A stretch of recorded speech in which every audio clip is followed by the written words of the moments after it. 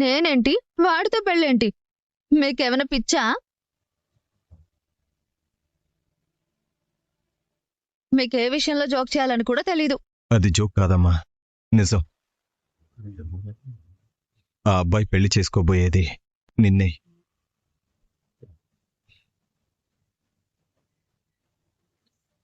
ఏంటి నాన్న మీరేం మాట్లాడుతున్నారు?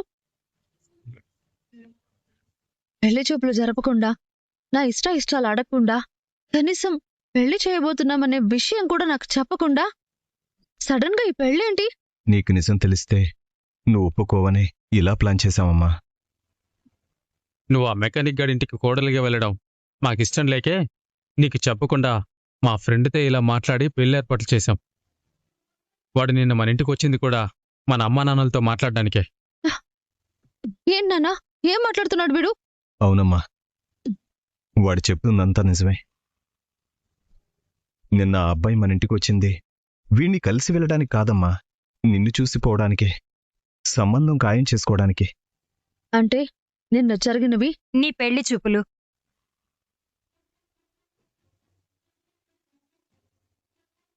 అంటే అంటే నన్నందరూ కలిసి మోసం చేశారన్నమాట.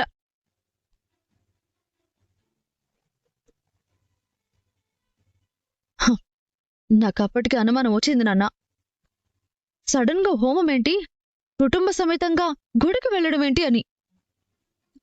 ఎందుకు గుడికి వస్తున్నామని అమ్మని అడిగితే అమ్మ చెప్పలేదు. కాని నువ్వు కూడా ఇలా మోసం చేస్తావని నేను ఊహించలేదు నాన్న. నేను నాకన్నా ఎక్కువగా నమ్మిన నువ్వు ఇలా నమ్మక ద్రోహం చేస్తావని నేను ఎక్స్పెక్ట్ చేయలేదు. ఇప్పుడు తెలిసింది కదా, ఇంకా పదా. రేయ్ వదులు. ఏంటి ఏంటి అందరూ కలిసి డ్రామాలు ఆడుతున్నారా? నాకు చెప్పా పెట్టకుండా గుడికి తీసుకొచ్చి పెళ్లి అంటే తలుంచి తాళి కట్టించుకుంటాను, ఎవరికో ఇచ్చి పంపించేస్తే వాడితో వెళ్ళిపోతాననుకుంటున్నారా? నేను పెళ్ళంటూ చేసుకుంటే అది కేశవానేనని మీకు 100 సార్లు చెప్పాను. ఇప్పుడు కూడా చెప్తున్నాను. ఇలాంటి పిచ్చి పిచ్చి ప్లాన్లు వేశారంటే ఇప్పుడే పోలీసులకు ఫోన్ చేస్తాను.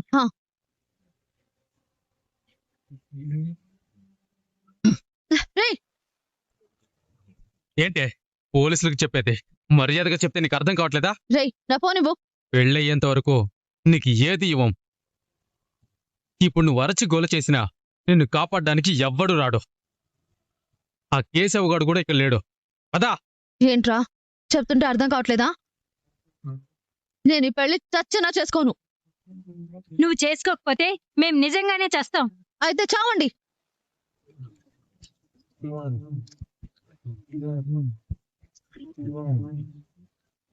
విన్నారా విన్నారా అది ఎలా మాట్లాడుతుందో? మీరేం చేసినా తప్పలేదు, కానీ నేనొక్క మాట అంటే తప్పైందా? అది కాదమ్మా, మేము ఎందుకు చెప్తున్నామో అర్థం చేసుకో. వాణ్ణి చేసుకుంటే నీ జీవితం పాడైపోతుందమ్మా. పర్వాలేదు నాన్న, నాకు కేశవానే కావాలి. ఏంటన్నా ఇంకా దీన్ని బతిమాలేది? అది వినదని అర్థమైంది కదా. లాకెళ్ళి తాళి కట్టిస్తే అదే పడి ఉంటుంది. పదవే. రే వదులు. ఏయ్. వదులు. పద శైలు, నాన్న, పద. వదులురా నాన్న. ఓం నమో దేవి సరస్వతి వాజే పుష్పాశ్రీమతి దీనామి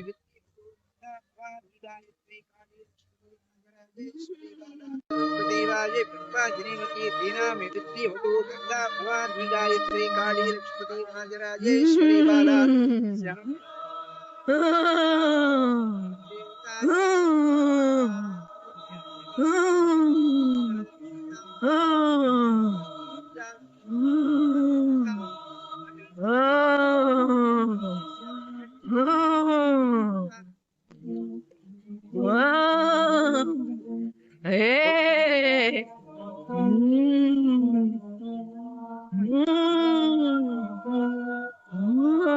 అమ్మా రుద్రాంబిక, నువ్వున్నావమ్మా తల్లి, నువ్వున్నావు తల్లి. అమ్మా రుద్రాంబిక, మహిమగల తల్లి, అమ్మా తల్లి. 25 ఏళ్లుగా ఎదురు చూస్తున్నాను. నా బాలకు ఇప్పుడు మనసైంది. నన్ను వెతుక్కుంటూ వచ్చారు. నాకు తృప్తయిందిరా.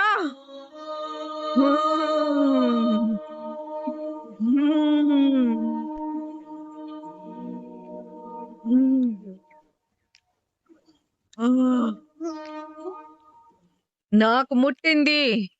నీ నైవేద్యం నాకు చేరింది. సంతోషమైందే బాలా?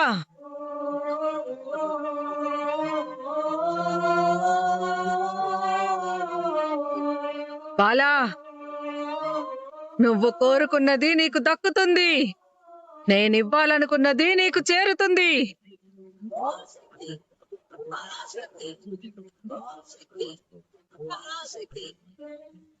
నీ పెద్ద మనసు నాకు నచ్చింది బాలా. నీ కోరిక తీరుతుంది. నీకు చెప్పేది వదులు. ఏంటే వదిలేదే? నోరు మూసుకొని కూర్చో. రే బావా, నువ్వు కూర్చోరా. ఏవండి, నాకు ఈ పెళ్లి ఇష్టం లేదు. మా అమ్మ వాళ్ళు బలవంతంగా నాకు ఈ పెళ్లి చేస్తున్నారు.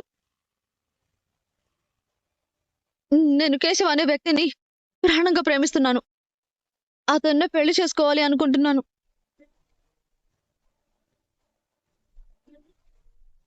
నేనెంత చెప్పినా మా వాళ్ళు వినకుండా, మీతో పెళ్లి అంటూ నాకు చెప్పా పెట్టకుండా నన్ను తీసుకొచ్చి బ్లాక్మెయిల్ చేస్తున్నారు. దయచేసి మీరే అర్థం చేసుకోండి ప్లీజ్. మీకు దండం పెడతాను. ఈ పెళ్లి క్యాన్సిల్ చేయండి. అవన్నీ నాకు ముందే తెలుసు.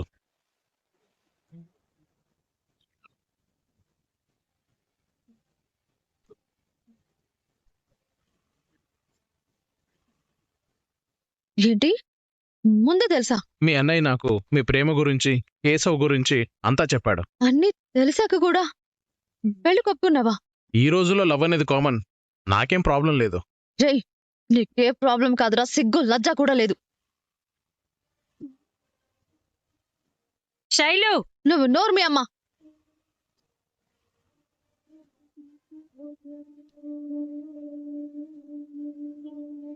ఇలాంటి వేస్ట్ గాడు తప్ప మీకు ఇంకెవరు దొరకలేదా?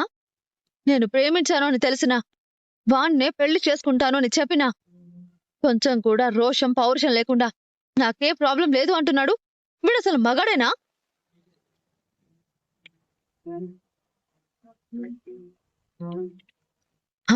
అర్థమైంది.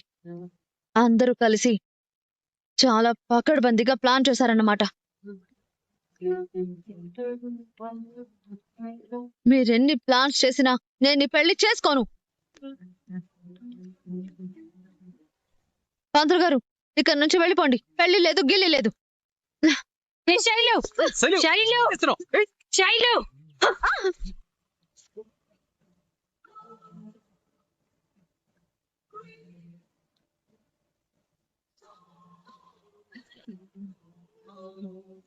పిచ్చి పిచ్చిగా ఉందా?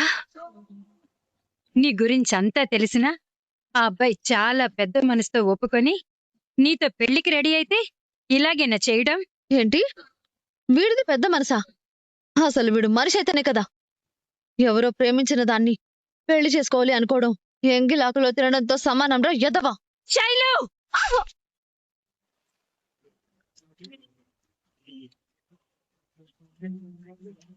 ఇక చేసిన అల్లరి చాలు. ఇక నోరు మూసుకొని తల వంచుకొని తాళి కట్టించుకో, లేదంటే చంపేస్తాను. నువ్వు నన్ను చంపినా సరే నేను మాత్రం ఈ పెళ్లి చేసుకోను, చేసుకోను, చేసుకోను.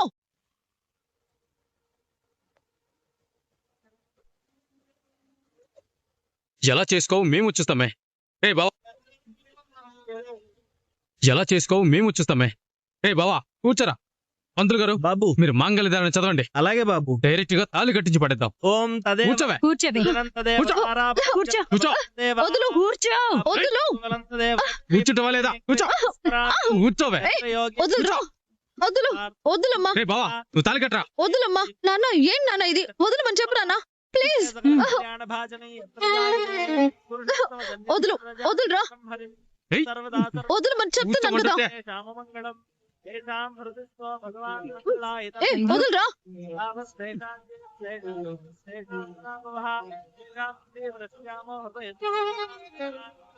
ఏంటి నాన్న ఇది? వదులమని చెప్పు నాన్న, ప్లీజ్ నాన్న. నాకు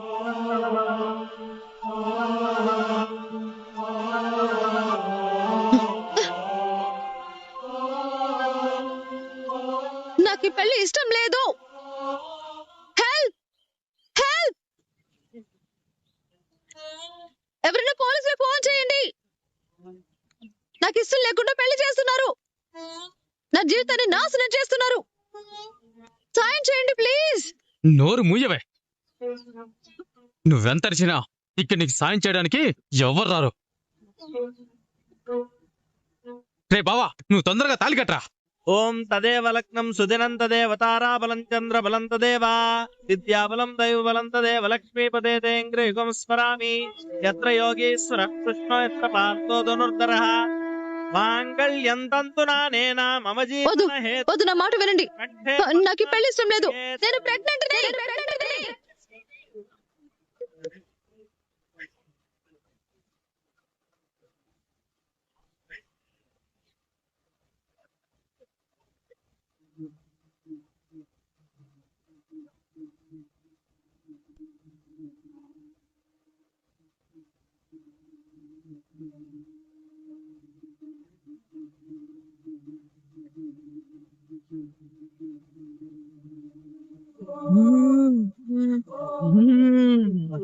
ఏరా, ఇన్నాళ్ళు ఏమైపోయావురా? ఈ అమ్మ అనుగ్రహంతోనే పుట్టావురా, నన్నే మర్చిపోయావా? నన్ను క్షమించమ్మా. ఎవరు సిద్ధాంతి చెప్పేంత వరకు తెలియలేదు తల్లి.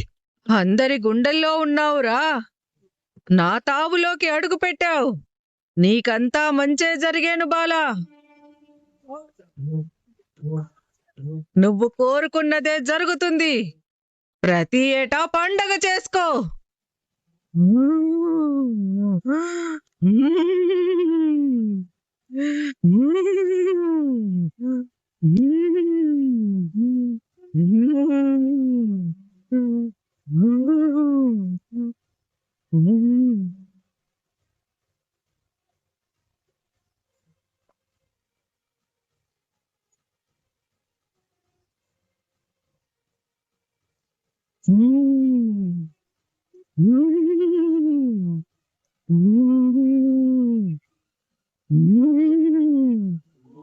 నేను రాసిన రాతనే మారుస్తానంటావా?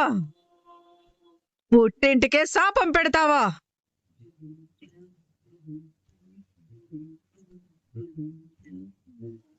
నోరు అదుపులో పెట్టుకోవే, నీ బుద్ధి మార్చుకోవే. అమ్మా, నువ్వు ఉన్నావమ్మా. జై రుద్రాంబిక, జై జై రుద్రాంబిక, జై రుద్రాంబిక.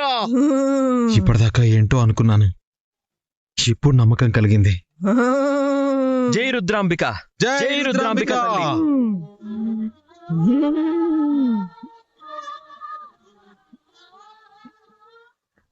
ఏమన్నావు? అవును, నేను తాళిని కాబోతున్నాను.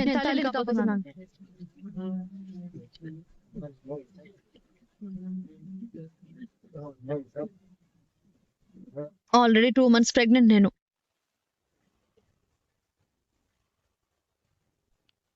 నా కడుపులో కేశవ బిడ్డ పెరుగుతోంది.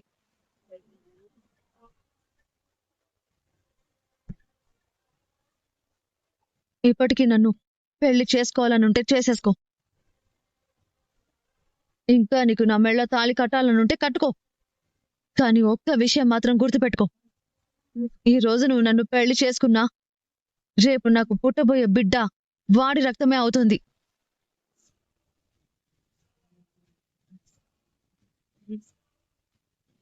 నా ఒంటి మీద నువ్వు చేయి వేసినా నేను వాడు ముట్టుకున్నట్టుగానే ఫీల్ అవుతాను. ఇంకా నేను నీకు కావాలనుంటే ఇప్పుడే ఇక్కడే నన్ను పెళ్లి చేసుకో. ఒసే, నీకేమన్నా పిచ్చి గాని పట్టిందా? నువ్వు తల్లి కావడమేంటే?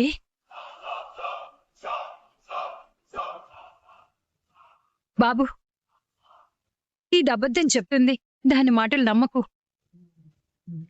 అమ్మా శైలు, నీ జీవితాన్ని నువ్వే పాడు చేసుకోవద్దు. అది అబద్ధం అని చెప్పమ్మా. అబద్ధం కాదు నాన్న, నేను నిజంగానే తల్లిని కాబోతున్నాను. మీకు నా మీద నమ్మకం పోయినా అదే నిజం. ఏంటే నిజం? నువ్వేది చెప్పినా గుడ్డిగా నమ్మేస్తాం అనుకున్నావా? మీకు నా మీద నా మాట మీద అనుకున్నావా? మీకు నా మీద నా మాట మీద నమ్మకం లేకపోతే ఇప్పుడే హాస్పిటల్కి తీసుకువెళ్ళి టెస్ట్ చేయించండి. నేను తల్లినో కాదు అప్పుడు మీకే తెలుస్తుంది. శైలు, ఇక ఆపు.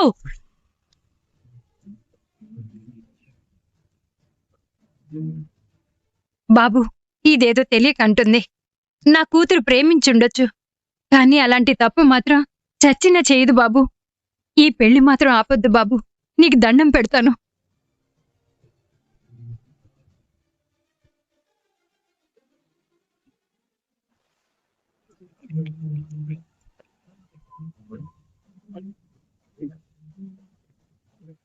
ఆల్రెడీ ఆగిపోయిందా ఆంటీ?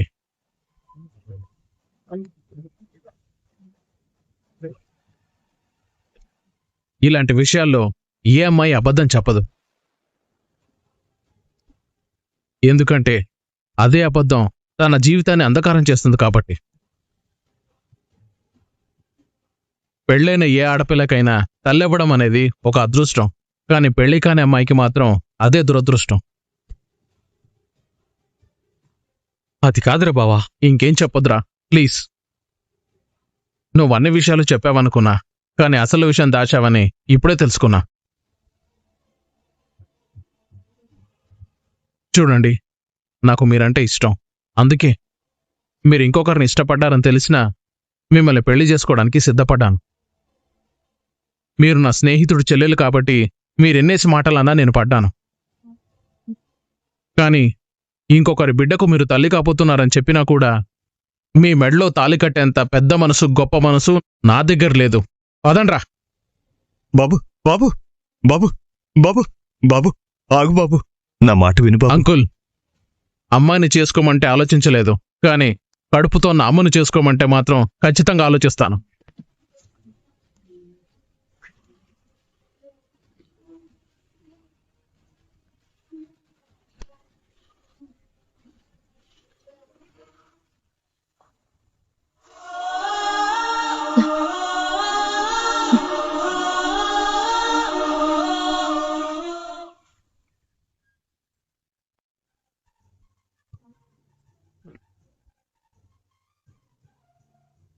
ఎన్ని ఏంటెన్ని?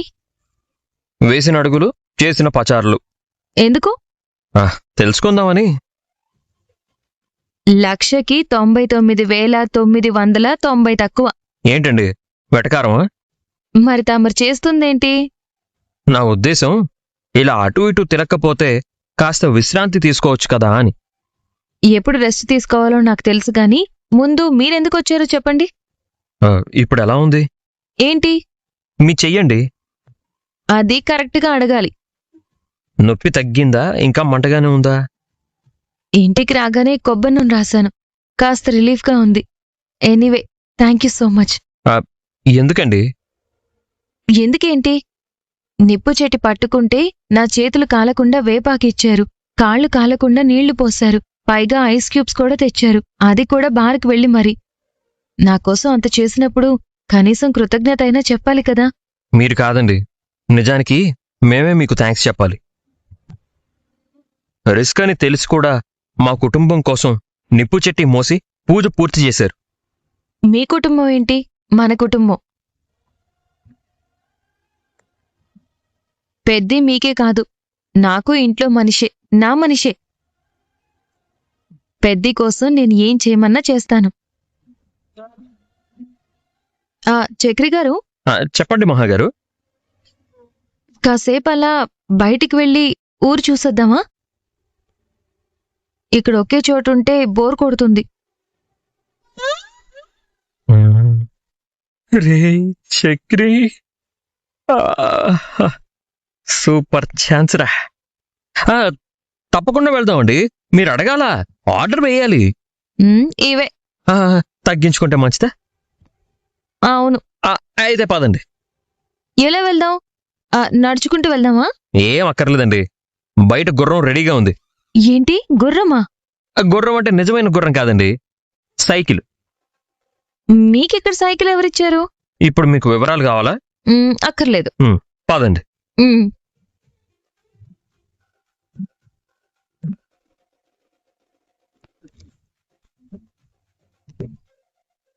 రండి.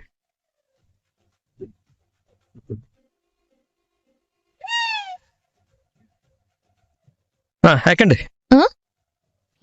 ఎలా ఎక్కాలి? ఒక పెద్ద నిచ్చెన తెచ్చుకొని ఎక్కండి. ఏంటి మళ్ళీ వెటకారమా? మరి లేకపోతే ఏంటండి? సైకిల్ తొక్కడం రాదంటే ఓ అర్థం ఉంది. మీకు ఎక్కడం కూడా రాకపోవడం ఏంటి? చిన్నప్పటి నుంచి మా ఇంట్లో కార్లే ఉన్నాయండి. ఈ డబ్బున్నోళ్ళతో వచ్చిన సమస్యే ఇది. పిల్లలకి ఎలా బతకాలో నేర్పించరు గాని బతకడానికి కావాల్సినవన్నీ ఇస్తారు. ఏంటండి ఇప్పుడు నా క్లాస్ పీకుతున్నారా? ఏంటి నేనా మీకా క్లాస్ పీకడమా? ఈ సీరియల్లోనే కాదు కదా, పొదరిల్లు 2 తీసినా ఆ ఛాన్స్ నాకు రాదులేండి. ముందు ఎక్కి కూర్చోండి.